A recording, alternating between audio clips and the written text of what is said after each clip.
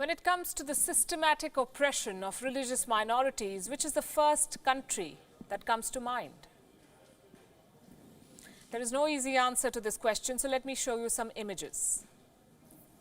Mass surveillance, labor programs, arbitrary detention, indoctrination camps, and ethnic cleansing. Does it ring a bell? These are just a few of China's policies towards the Uyghur Muslims. Policies that are primarily aimed at weakening the population's devotion to Islam. Forget alienating them. And now that you have the answer, let me ask you another question. Does China then have any moral authority to preach any country on how to treat its minorities? It does not. Try telling that to Beijing. It turns out that China is worried about India's Muslims. Multiple reports to this effect have emerged. They say that China has expressed concerns about India's citizenship law. Very well. Beijing fears this law could have repercussions in Xinjiang.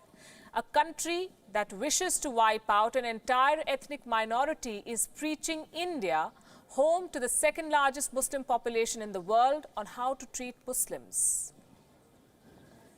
One headline is on your screens. Beijing is apparently apprehensive that this law could alienate Muslims in India, and this in turn could have repercussions in the strategically important border region of Xinjiang, home to the Uyghur Muslims.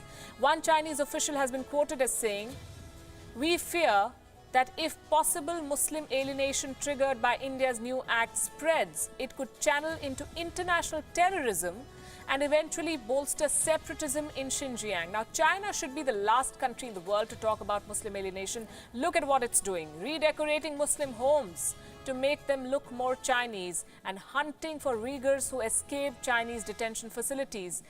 Do note that these headlines are just 24 hours old and China has jailed 1.5 million Muslims.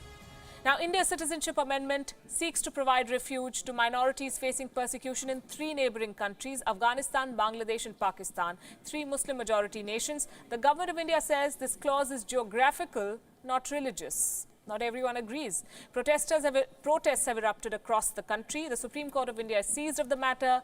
So it's a bit rich for China to wade in with its track record of human rights violations to be preaching India on providing protection for minorities.